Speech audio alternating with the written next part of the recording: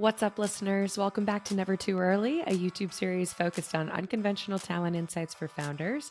I'm Lauren Ipsen, talent partner at Decibel, and today you're back on my Founder Therapy series. In this series, we'll be spending time with executives that have recently taken the leap to either start their own venture-backed tech companies or jump into a CEO seat for the very first time. These are folks that are going to be sharing mistakes, common misconceptions, learnings, and a whole lot more. So with that, I am beyond excited to welcome my guest today, Ash Devata. Ash was formerly the Vice President and General Manager of Cisco Zero Trust, and today is currently the CEO at GreyNoise Intelligence. Ash, welcome to the show. Hi, Lauren. Oh, I'm so happy to be here. Thank you for having me.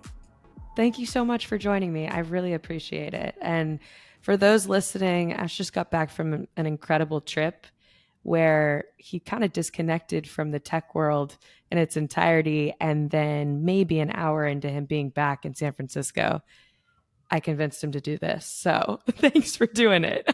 Oh, my pleasure. So at GreyNoise, where I am right now, we have a tradition of shutting down the company every summer for the July 4th weekend or the July 4th week.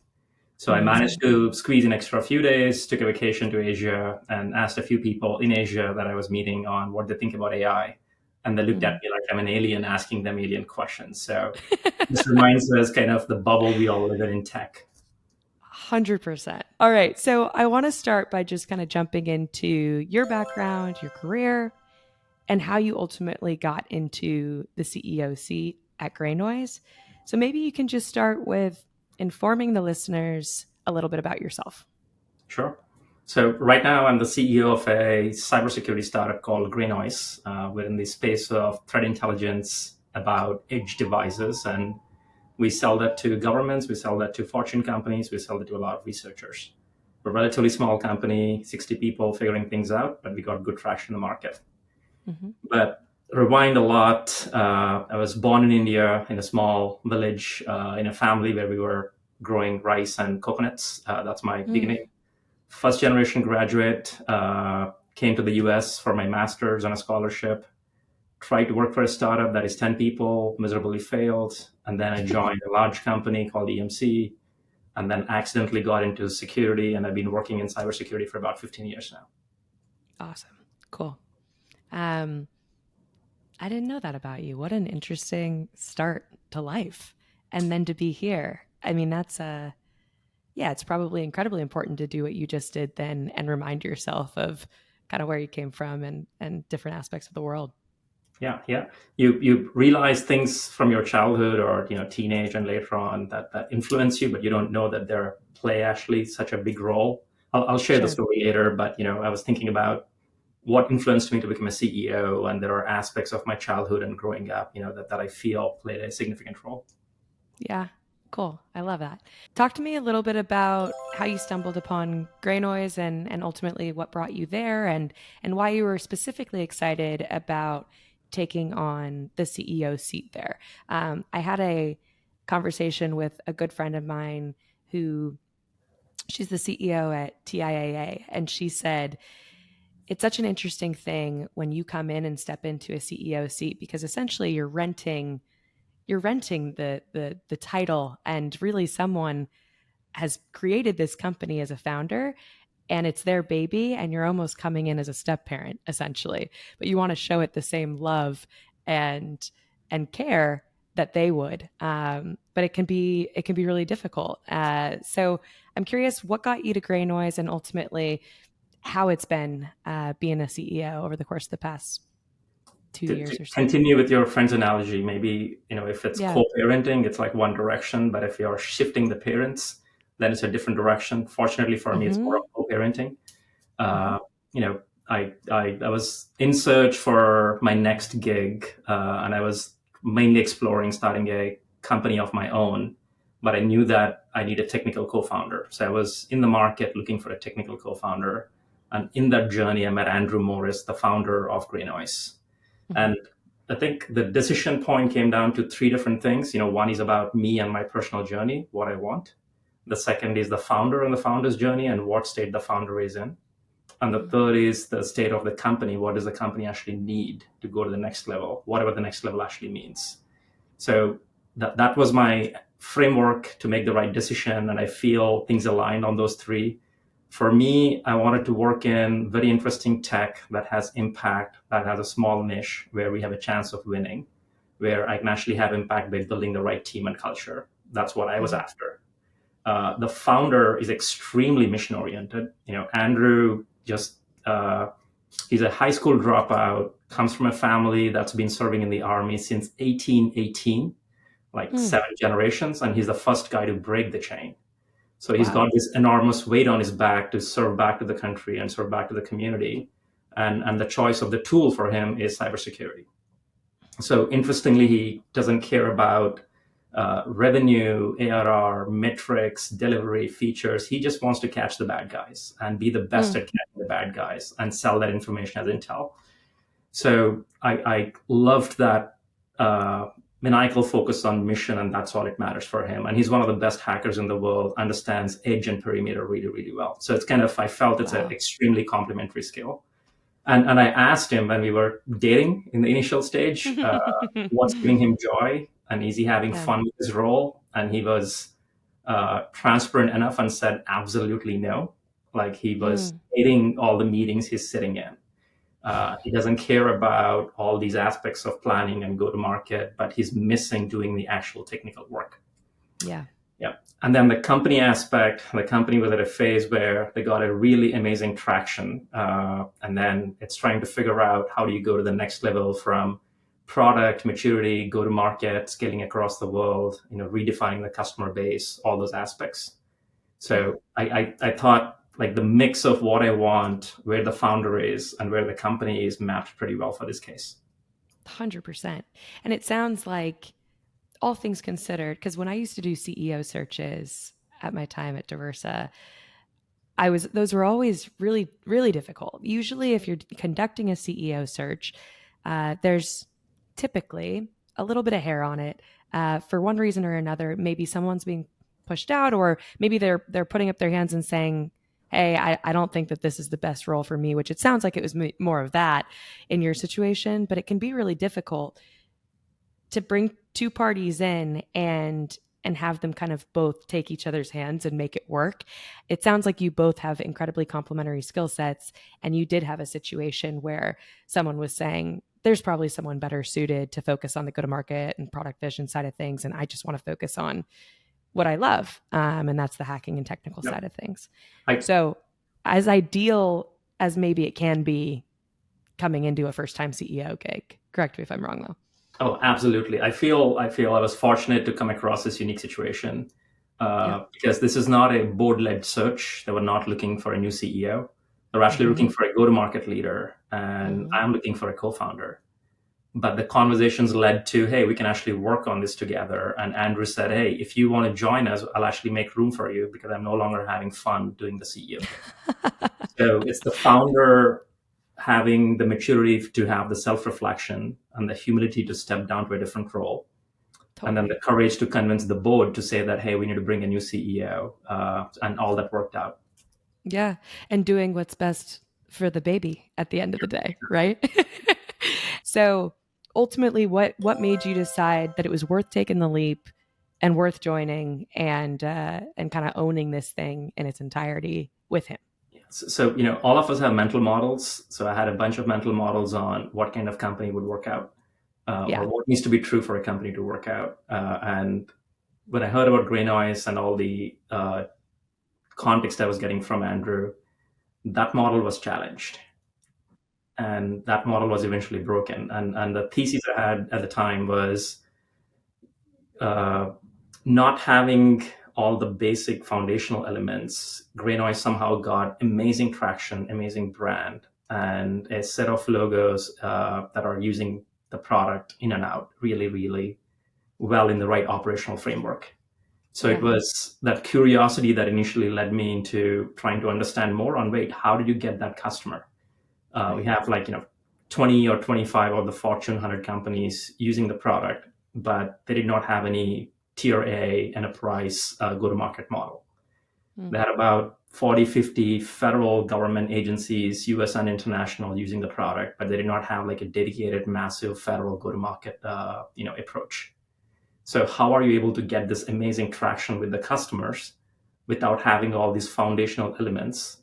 And you're Right. not in a must-have product category either. Hmm. So there must be something very unique I did not understand or I don't understand that worked out. So that intellectual curiosity got me to understand more and more and more, and that's how we got into talking more. Cool. That's really cool. Yeah, it's so interesting. I was just talking to a friend who went through their whole job search with these parameters that she had in mind and took something completely different. And sometimes it's just a gut feeling. And at the end of the day, it's who you're working with and being excited about doing it together. And I personally believe that's the biggest thing. That's Yeah. probably why I'm in the industry I'm in, but it's my strong belief, right? So, And another aspect is, not generally you think of startups, you think of every startup needs to go to $1 billion revenue scale and have a massive exit. But mhm, sometimes you can think about, hey, maybe there are other kinds of startup where the rewards are different. It might be more mission oriented, more impact oriented, or you have a different level of satisfaction when you're working on a small niche segment. So right. the outcome is not going to be $1 billion revenue, but it is going to be a totally different kind of exit or kind of a customer base. You learn a lot in the process. So I had to, I worked for Duo Security, which was acquired by Yeah. Cisco, and that is in a segment where it's got a massive product market fit. We were selling Mhm. multi-factor authentication that everybody needed. So that is the model I had. It's kind of Clayton Christensen's model of disruptive innovation. There's a bottom massive market that is unaddressed. And if you make the solution friction free and easy to use, you can actually start from the bottom of the pyramid and eventually you go up. Whereas with gray noise, it's not something everybody needs. So, Mhm. but people that need it value it a lot. So we're not relevant for everyone out there, but we're relevant for a small segment and we're really, really relevant for them. So it's kind of a Yeah. massive shift in the model there. Yeah. So how do you shift your mindset going from a duo into a Cisco and kind of operating at this obscene scale, right? 50,000 or so employees with Cisco, is that correct? Close to 100,000, yeah. And then you are working with a company now that's 50 people? Yeah, 55 people as of today. Wow. So it feels like two different worlds, right? I think something that we're always taught to look for when we're looking for CEOs are people that have kind of had the ability to, whether it's own a business unit in its entirety or kind of a P&L or some type of general management type of role, and then usually product strategists or product visionaries are really great to be able to naturally take on that seat. So it's not surprising that you found your way into a CEO gig, but how crazy was it going into a company at a drastically different scale? And it's extremely different, that's for sure. But I was fortunate enough to see smaller companies in the past. When I joined Duo, we were about 50 people. And I got a frontline seat at Duo to understand what it means to be part of a 50 people company. Mm, Before that, I was at a 10 people company. So I had some idea, right. but a stable, powerful company like Cisco definitely spoils you. Uh, think about an initiative for your product or your business unit. There is a department somewhere within Cisco that can help you. You think about expanding into Japan, there's a Japanese sales team. You want to internationalize and localize your product, there is a team that specializes in that. Right. So it's more about understanding how the ecosystem works and then going and building those relationships and getting work done. It's almost like working for the government or working at a large university that is, well established. You have functions, you have maturity. With a startup, I mean, we're trying to sell in the Middle East. We're figuring out what is the right entity or the legal framework in which we need to operate. I never thought, that would be a problem we need to figure out because, at Cisco, you had teams and teams that helped you on those. Right. Right. So talk about that a little bit. So how do you now navigate not having the resources that you did, not having massive teams? Uh, what's your first kind of go to when you're entering new territory that just feels completely unknown and everyone's looking to you as the CEO to tell them where to go and how to go about doing it? You act like you have answers, so that people Yeah. feel confident. I mean, one of the best things working for large companies like Cisco is you understand how the system works. Hmm. Again, it doesn't come for granted, but if you are in a large company and you are curious enough to understand how the system works, you spend cycles in figuring that out. You can write your notes, you can talk with people, and people are generally like open to share. So if you have that curiosity, you form your framework. So no, this is how business operates. If you want to work with the governments in Middle East, as an example. Uh, so I did that a lot when I was at EMC back in the day. My first large enterprise I worked with, and then at RSA, and then Cisco. So I had some mental models. So I think that is helping me a lot. Yeah. Uh, for example, we're trying to expand into a specific segment. We're trying to build a new product. So those things don't scare me as much now because I'm like, oh, I know how this is done. I've seen Yeah. this work and operationalized in big companies. So my advice to people, if you're at large companies, is take advantage of the machinery that operates there. That was not given; somebody built it, and Yeah. there's so much you can learn just by observing how the system works there. Totally. Totally. We touched on this a little bit, but I want to talk a little bit more about when you're taking on a CEO role and there's a founder who's built a lot of this from 0 to 1, what it then looks like from a decision making perspective and how you collaborate, but also determine at the end of the day who kind of makes the calls. So try and walk me through what that looks like on a day to day basis. So when I first joined GreyNoise, we talked about it because a lot of people advised me that hey, this is going to be a area of potential friction. So Right. Andrew and I sat together. We wrote kind of rules of engagement, but the reality is they did not work out. Yeah, theoretically thinking about hey, there's going to be this conflict area in the future. How will we resolve it? Of course, you're going to write like really cool things, but when the actual time When we're comes, purchased for $50 billion, right? yeah, or people changes. Like for example, we both talked about hey, if I make a decision about a people change, and you Mhm. personally know that person, they reach out to you and you say you veto my decision. How do we deal with that situation? So we talked about those things. And unfortunately, a situation like that came into reality like 4 months after I joined. We were trying to make some Ugh. people changes. Uh, and Andrew and I agreed on what changes need to be made. And I told him like let's sit on it for a couple of days before we announce and execute on this. And next day he came back and said, I agree with all these changes, but with these two people, can we do this other thing? Mhm. uh, because I really enjoy working with them and they're really cool people. So, and that was a real situation. So for me, I think the approach I took was it's not about, no, I already made a decision or we agreed on X. I took the approach of, okay, let's go to first principles, forget about these people. How do we want to make decisions in the company? Do we want to hire and work with people we like, or do we want to hire and work with people that we think are the right for the company at this stage? They're Right. Which brilliant is people, the tough. right people, yeah, but not for this job at this stage of the company. So revisiting the first principles on how we want to make decisions, what's right for the company, that at least, Andrew's a logical guy, so that logical approach helped us win the emotions that he was, Hmm. dealing with at the time. So, and at least for now, we are following the same template. That this happens on a not a daily basis, but now maybe once every couple of weeks. Sure. It could be about a feature, a product, someone we want to hire, org structure, something we want to communicate.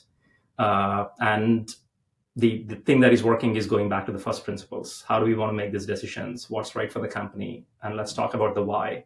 And let the Hmm. best idea win. It's not about Andrew versus Ash. It's more about what's right for the company. Yeah, I love that. Yeah. I think it's so difficult to do, especially when emotions are tied. And I've seen firsthand falling outs between great partners because of the people situation. That's so heavy and so difficult, especially when you have people that have maybe followed one individual from multiple companies and you establish these roots and you feel a sense of, you know, I guess a sense of responsibility for their success at the company that they, were brought over to. And some of these things, yes, you're spot on. It comes back to this has nothing to do with how they are as a person or whether or not they're great at what they do. let's just actually be honest with ourselves. Do we think at this stage in this role, this is the right person? If we were going to conduct a search right now for this person, would they look like this? Right. I mean, in addition to that, another aspect there is the size of the decision, right? It's kind of the Mm-hmm. old saying of pick the battles you want to fight. Mm-hmm. Uh, is this decision worth this extra level of diligence? What is the impact of this? What is the resource of the decision look like? And there might be some areas where it's worth just leaving the way it is. Or you can Right. say, this is the founder chip bucket. And mentally, you can categorize a bunch of things into the founder chip bucket, right? So you can take different models, but there's some decisions where it's consequential for the future of the company or the culture. And you want to fight or analyze those decisions really, really well. Yeah. Yeah. Cool. Awesome. What would be your advice for someone coming into a CEO seat as a first time CEO where there's a founder in place that maybe isn't as open minded to changing up some of the dynamics internally, or, you know, hearing you out? Because this is a very real thing that happens. One aspect which I wish I did more was thinking about the why. Mm-hmm. So why are they bringing a new CEO, and why are they bringing you as an individual? Mm-hmm. Sometimes when you're on the other side of the job search, I know that this is a job search, you kind of you it's a game theory, right? So you are selling yourself, and you have that tiny fear: what if you don't get this? What does the other alternative look like, and so on. Yeah. But I would say be very courageous and really dig deeper into understanding the why. Why they're Mm-hmm. bringing a new CEO, and then why they're picking you. And it might be for strengths you don't think you have, or you're not aware of, but they see that, or Right. it might be something else. So you want to have more clarity in that. Yeah. Second aspect is the relationship with the founder. A bunch of people advise me, hey, you have to build a relationship. But what I would say, it's not about building it, it's all about sustaining it. And the Yeah. founder deals with a different level of stress and weight. This is their baby, they dedicated their lives. The Mm-hmm. trade-offs they made to get the company to the state where it is today, you as a new CEO just don't have the context of that. Mm-hmm. So you need to come with a level of respect about all your don't knows that happened before you got in. So there might be some decisions where you think, how the heck did you pick yellow for that, right? I'm trivializing, Mm-hmm. but you have no idea what were the conditions on which yellow was picked. Right. So you want to respect the past decisions, because you don't understand, you were not there. And nurturing the relationship with the founder is an everyday process, Right. because sometimes they can go up and down because they're just feeling a different level of pressure. And then the other aspect is, I would say, trust your gut feeling more than you would normally do. I wish I did that. I was initially like, oh, this should be XYZ, or this should be in a different way. But I gave it too much of patience, maybe. So as a result of that, we took longer to make certain set of decisions. In hindsight, I wish we moved faster because I had the gut feeling. But again, who knows? If you move too fast, it might be too brittle and you might break it. Yeah. Maybe the balance there. Yeah. I want to come back to when you thought that you might be interpersonally well suited to be a CEO. And you said that part of this maybe comes back to your upbringing, or, you know, your childhood even a little bit. So talk to me a little bit about kind of why you thought that you might be someone down the line that could be well positioned to run a company. I never thought about the title called the CEO. For me, it's more about running a business. And Yep. fortunately or unfortunately, running a business was very trivial in my mind Mm-hmm. because I was exposed to a lot of business people growing up. So my dad was a high school dropout. He was a farmer, but he saw a lot of gaps in the farming, as in, like, he had a tractor and the tractor would break all the time. To get the tractor repaired, he had to go to a city, so would lose 2 days and all that. So he saw the gap. He started an automobile servicing shop. And then a bunch of other tractor owners came in, they service the tractors. And they all said they want to buy one more tractor, but they don't have enough financial support to buy a second tractor. And back in the day, Hmm. it used to take like 2 to 3 years to get a loan from the bank. So he raised some money from a bunch of rich people and started providing leasing and financial services to people that want to buy tractors. Wow. And then some of these people wanted to buy tuk-tuks, the autos in India, and then wanted to buy cars, then wanted to buy trucks and machinery, like heavy cranes and all that stuff. Fast forward to a decade, we had a financial services company that was doing leasing and hire purchase, and we had half a dozen branches, and the company went for an IPO. Oh my goodness. Yeah, and I was just a kid on the sidelines looking at all this happen. So Wow. and so it kind of showed me that a your dad, who was a high school dropout, who was just growing coconuts and rice, is able to do that. So it is relatively not trivial, but it's doable. And the thing you want That's to focus on, so yeah, cool. yeah, the thing you want to focus on is, are you solving a problem, and Yeah. are you building the right ecosystem to solve the problem? And then just a lot of patience and day-to-day discipline. That hustle is required every day. Not every day is going to be great. You get punched multiple times every week, but you just get up and keep walking. So Yeah. that is ingrained. So I felt like anything is possible and it's doable. Uh, and then a second big aspect I would say is one of the CEOs I work very closely with is Doug Song, the founder and CEO of at one time he told me when I was talking with him that the questions I was asking and the way I was running product org was almost like a CEO, because my horizon of the business is way beyond product. Hmm. So he said I cared about things that typically a product leader doesn't necessarily care about, which is about expansion strategy, go to market, CX, and finance, and culture, and HR, and so on and so forth. And I always felt like that should be the job of every leader. Like, you don't own your function, Right. you own the company, so you need to run the company in the right way. Right. So I think those definitely influenced me in terms of, yeah, you should run a business, you should understand the ecosystem. And going to the farming analogy, I always believed in this. When you're a farmer, you actually don't grow the plant grows by itself.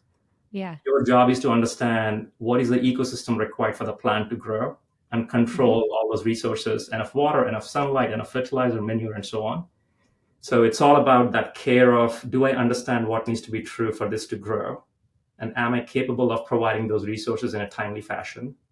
And it's not going to work in a systematic way, but you need to understand, oh, there's too much of water, so I should not water for 2 days. There's very little Yeah. sunlight. Oh, there's a storm, so maybe I should put a heater. So figuring that ecosystem for me feels like a lot of fun, because it keeps changing. It's different based on the market conditions, different based on the company. But you as a CEO actually don't do any work. You are more like orchestrating. I cannot play any instrument, but I'm a great orchestrator. Absolutely. And that's the job. That is Yeah. the job to a T. That's really cool. And I love the analogy. That's awesome.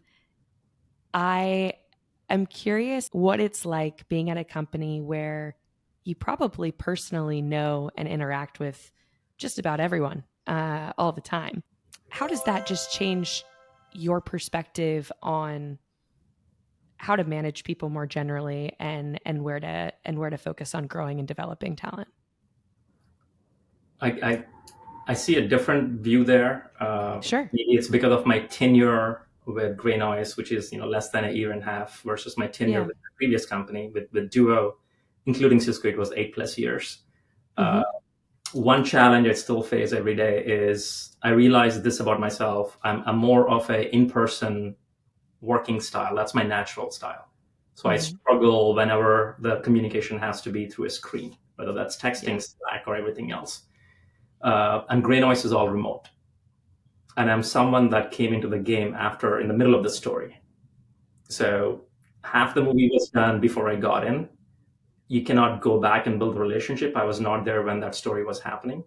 And my natural style of relationship building is not enabled here because we're all remote company and we cannot afford changing that model right now. So I don't think I have the personal relationship that you expect for a small company with a founder, that a founder has with every employee that I have here. So I do not have that. But Yeah.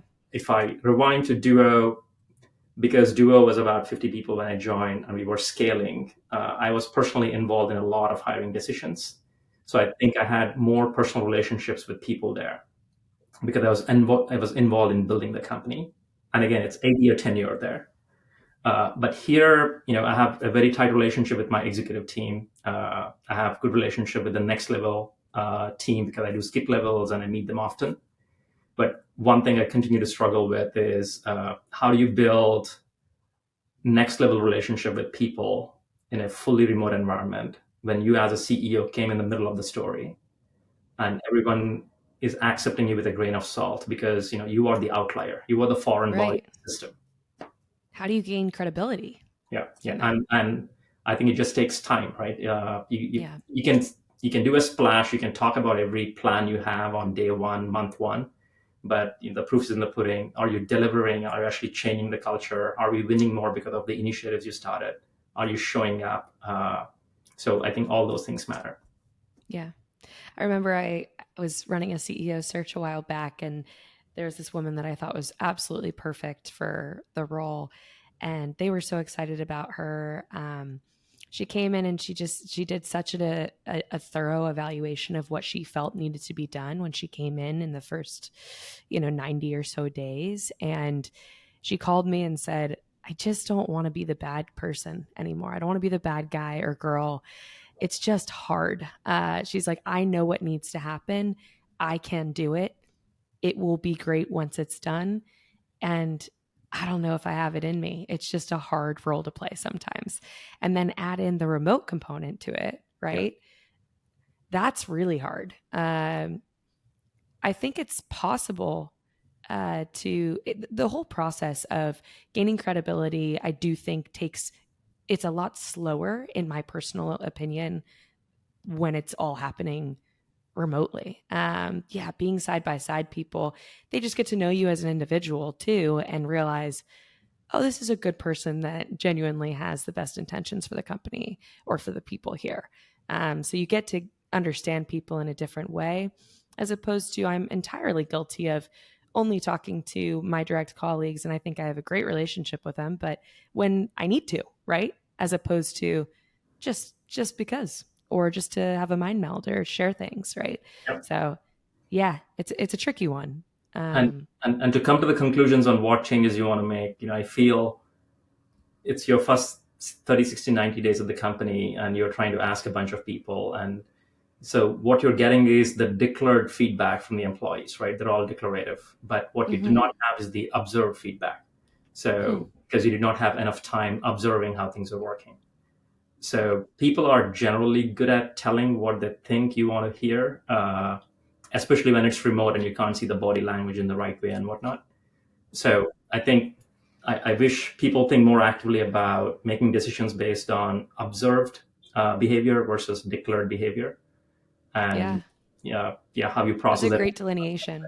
Yeah, And there's some that I think it's such a fine balance because you can come in and obviously you want to show the board and the team that you're here and you're ready to make great change, and all of that's great, and it has to be so finely balanced with being a sponge and just kind of taking it all in and yeah, observing what's actually happening and you know what you want to fight for and what's maybe yeah, not worth it and all of these different things, right? yeah. And another aspect of that is the company is not constant. The company is changing, the market conditions are changing, so it's a moving ecosystem. And I joined GreyNoise last year, and I believe the change that has been happening in the industry in the last 3 years is kind of unprecedented, driven by AI and of course all the geopolitical events happening in the cyberspace. Right. So it's kind of your theses are valid for a quarter, and then the ecosystem changes, and then you come with a new insight the next quarter. So it's not that the company is constant and you have time to dig deep. You're like Right. constantly thinking about what is changing with the market and what is the relevance you actually mean on a day-to-day basis. Yeah. There's a lot of people that over the course of the past year, especially folks that were coming out of big organizations when there was all this macroeconomic shifts that were happening, decided, oh, I'd rather just build a company as opposed to, going in and joining something as a chief product officer at a company that's maybe series B or what have you, because there's a lot of action that's happening that's still so early in AI and at the intersection of AI and cybersecurity. So many amazing execs that came from these big entities are now for the first time either in building mode as a founder or for the first time have done what you've done and taken on a CEO seat for an early stage company. What do you think the most important things that maybe you've learned over the course of your time at GreyNoise have been that maybe you weren't privy to, or you didn't feel like anyone gave you a heads up on, or that have been kind of new, different challenges that you hope that folks would vet before deciding to make the leap? I feel, to constantly rewrite your job description as a CEO who came in the middle of the story and as the company is growing. So so rewriting job description, meaning at a very high level, I feel the CEO's job is to make sure, number one, the company doesn't die. And number two, the company is relevant. And number three, the company is actually growing. So what is your role in the market and so on and so forth. But where you focus on, is it people issues, technology, go to market, getting funding, managing the board? Like what area do you precisely focus on might needs to change based on the state of the union and what's changing in the market on not a weekly basis, but at least on a monthly basis. So I wish somebody told me that, hey, proactively think about your focus areas on a monthly basis versus, you have a foot template. That's one. The second is a lot of people said, hey, CEO jobs are going to be very, very lonely because you cannot provide all the context to any one group of stakeholders because they'll freak out. You still manage with a certain tone the board, you manage your executive team in a different way, you manage the whole company employee, all hands in a different way. Mhm. But I felt that is kind of a misadvice. I trust my executive team a lot. I share a lot of context. So maybe there's a way where if you build enough trust with the immediate executive team, the job doesn't need to be So lonely. as lonely as they say it should be, or it is in general. I love Uh, that. Feels more like a partnership. yeah. So, you are vulnerable. You tell them, I don't know the answer. I'm scared too, about the survival of this particular project. And so you have a different level of trust. Yeah. So I wish people told me that, hey, proactively figure out, you don't need to be too lonely, in your CEO gig. And Uh, you don't need to necessarily immediately have the answer to everything on your own, right? I think that's a really great perspective. yeah. Yeah. And when I was at Cisco, I was having a blast. Cisco is a phenomenal company to work for. Uh, but I felt like I was getting really comfortable. And I always believed like comfort and growth are diametrically opposite. So, and I also felt once you're very comfortable with a very large company for a very long time, you might not be able to operate in a small startup because the struggles are very different. You're used Right. to a certain level of ecosystem support, right? Mm-hmm. So I was scared about the level of comfort and my future inability to work for a small startup. And that was one of the drivers for me to leave Cisco at the time. Okay.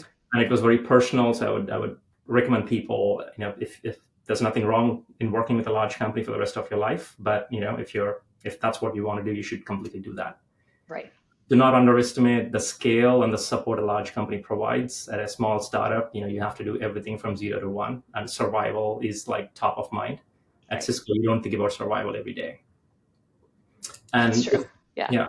yeah, that's the last thing in your mind, right? At Cisco, I always used to think about you got 80 gods to please. I grew up in a Hindu family, so you always think about hundreds of gods, and Right. every god has a role. Like there's a god for rain, there's a god for thunder.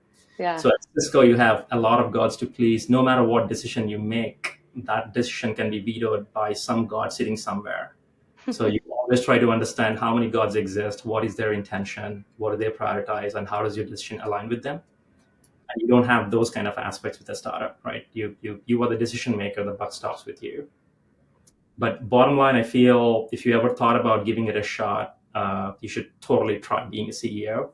Uh, I think about this framework of a lot of us have only 80,000 hours to work. You start working when you're 25, you retire when you're 65. So Yeah. if you're lucky, you got 80,000 hours to work in your life. I And like that you position it that way. You yeah, get to. Yeah. yeah. And there's no, APR on it. It's not earning any interest, there's no dividends. If you're lucky, you get all the 80,000. So, if you want to categorize 5,000 of the 80,000 you have, and a lot of us don't have all the 80,000 right now, you're somewhere in the middle. So, just don't think too much. You can say, I'm going to categorize 5,000 or 7,000 of that remaining 20,000 left for me to try a CEO gig. Let's see what happens. Yeah, cool. This has been incredibly helpful. I so appreciate you taking the time. I think this is going to be so helpful for our founders, especially first time founders and CEOs that are jumping into the spot that you jumped into similarly. So thank you for hopping on the show, especially right when you got back from a trip of disconnection. Welcome back to technology. Ash, I appreciate you. One of the best ways to come back to technology, Lauren. And thanks for having me. This is wonderful. Enjoyed very much talking with you and sharing my tiny context I have. Awesome. Thank you so much. And for all of you tuning in, more to come on Never Too Early Founder Therapy. We'll talk soon. Bye-bye.